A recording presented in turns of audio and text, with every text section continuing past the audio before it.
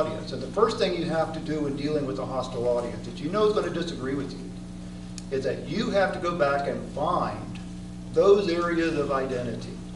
Where can I say I agree with this audience?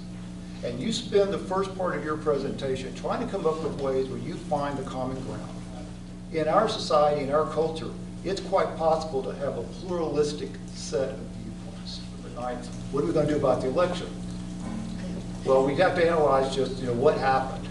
And I think one of the things that did happen was a lot of times we weren't really listening to the other side or the other sides, or maybe certainly more than one other side. And when we start doing that, I think, that is the beginning of a process where at least we can start to identify those areas where we can agree, and then we can start moving in a direction that says, maybe we can come to some kind of comprehensive understanding, some kind of comprehensive set of guidelines we can follow to get something done that needs to be done that we can satisfy each other as much as possible. I found that the things I thought was important or complicated when I was young are really pretty simple when I get older. And the things I thought were simple become pretty complicated as I get older. And looking at the main thing that causes strife when you're young or you're not thinking is that you can't accept the fact that you might be wrong. And one of my favorite quotes comes from Benjamin Franklin at the Constitutional Convention. And he said, "The older I get, the more I doubt my own infallibility." And he delivered that quote in a very contentious situation over the Constitution. The northern states and the southern states were not on the same page, and the fate of the country was in the balance. Every single human being seeks one thing, and that's relevance. You want your life to be relevant. And if the person you're talking to recognizes your relevance through respect, through acknowledgement, you automatically like that person and you like doing business with them. And that's one of the things that we sometimes forget in haste or in passion, particularly, and we saw a lot of it in this last election, is that this person not only wants to be relevant, but is relevant. And we tend to judge people by what they believe or their position. And because somebody disagrees with you, it does not make them a bad person. And I think that this past election has shown that we need to respect different opinions, and we need to find those common areas that Ted Kennedy looked for, and we need to respect other individuals. Kindness starts at home. And consequently, that's the issue that I'm bringing to this table this evening. How we can be kind, more kinder, or much kinder to each other. Of 2016, right here in our own St. Augustine, we experienced another natural disaster, Hurricane Matthew. These disasters occurred and it brought people together from one coast to the next coast. People even came to offer kindness who didn't know us, who didn't have a dog in the fight, to say. But yet and still, they offered their kindness. They were willing to share with us and let us know how much they cared about each of us. And more kindness at home, more kindness in our schools, more kindness in our community activities. And each day, if we learn to exercise that more and more, we won't have to worry about, to a large extent, of trying to bring people to the table to communicate with civil discourse, to get brains and minds to come together. It's perfectly okay, as previously as stated. We don't all have to agree. We can do our disagreement, but we must do it in a civil and courteous manner. And my suggestion is to offer each other more kindness. When I worked in the U.S. Senate, I worked for a Democrat, and I now own a conservative talk radio station where most of our listeners are Republicans. And so I have discovered that actually neither side actually has horns or anything. They actually have some really interesting and unique ideas. And we shouldn't just put labels on people and immediately assume that what they're about to tell us is not going to work or not going to be right, or we're not going to agree with them. Part of the reason that I wanted to come here tonight is that I do think that, and one of the TED Talks was about this, this woman has decided that we can all basically come to peace if once a week all of us invite someone out to lunch who has the completely opposite viewpoint that we do. And at first I thought that was completely insane and that was just take way too much time.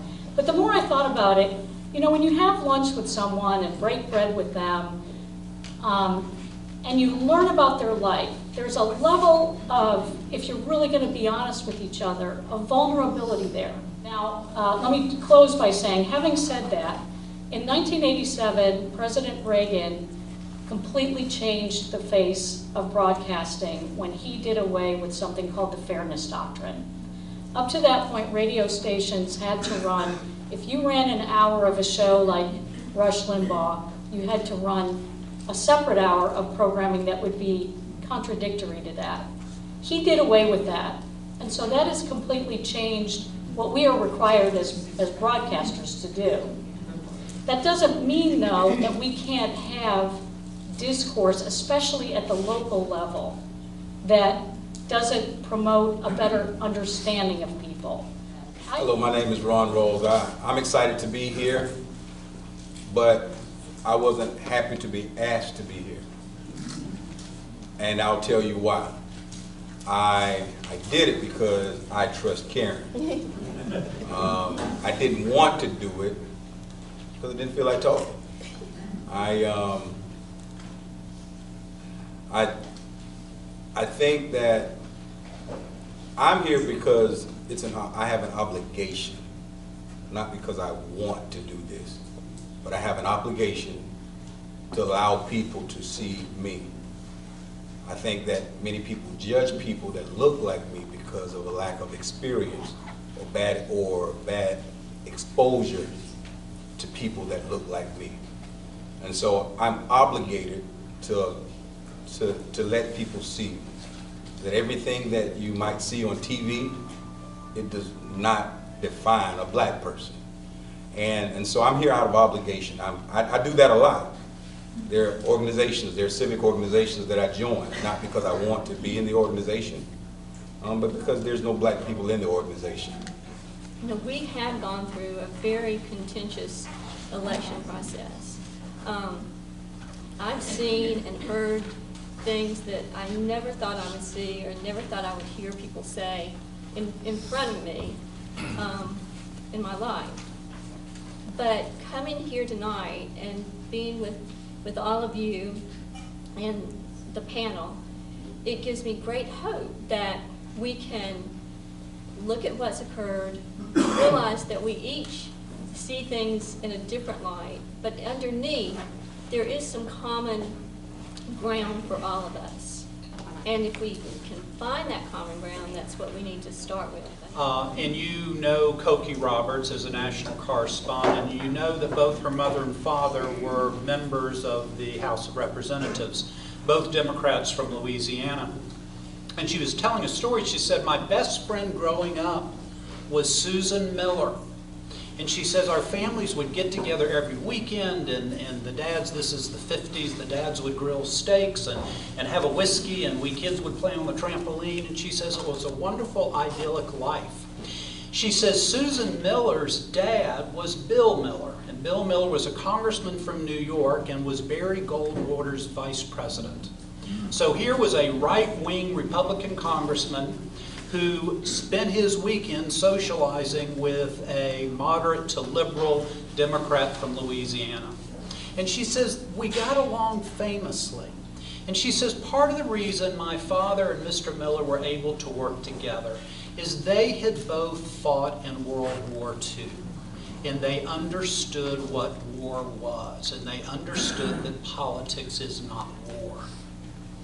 And that, I think, is really, really powerful.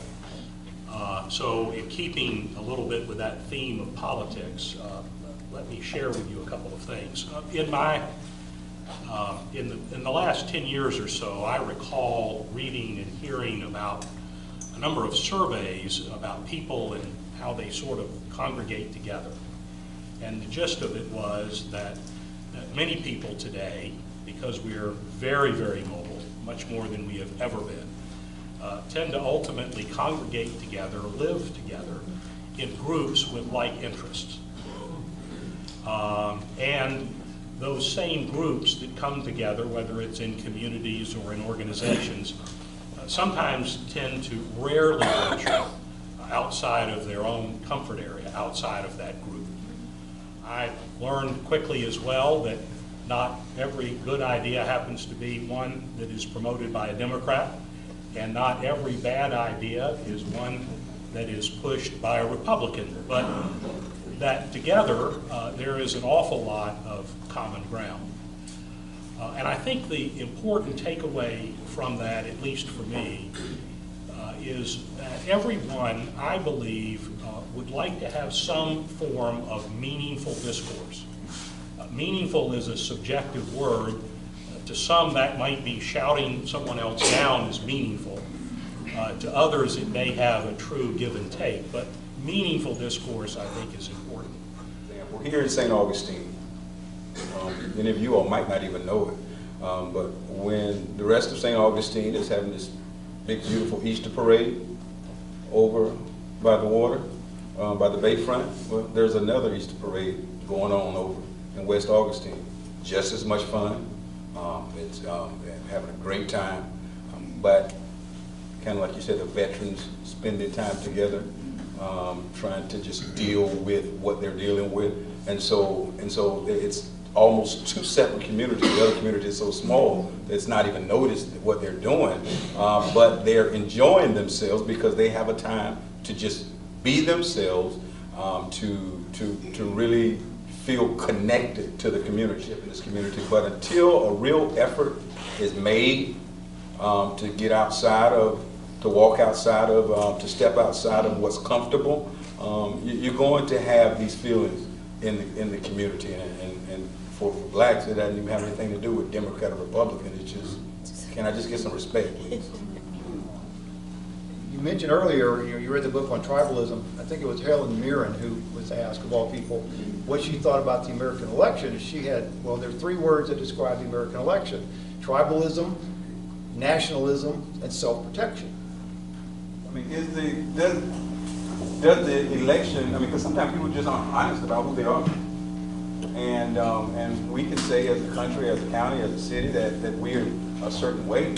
But sometimes things like elections really tell us who we really are. And so, you know, I wonder, you know, did the election just really tell us, you know, who we really are? And knowledge is power. And so if I understand that, you know, this is actually who we are. Because there's some things that happen, that were said and that were done, and sometimes I sit and I look at, and I know everybody here is not a Christian, but I look at other Christian leaders in our city and county, and I just wonder,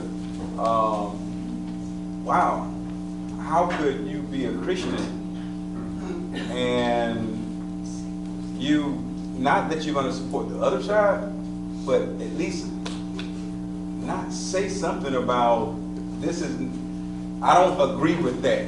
I don't agree with that thought right there, and to really stand up and I think that when we're silent, it really speaks to who we really are. We just weren't brave enough to say it ourselves. And so I think that's a true reality that we kind of want to deal with.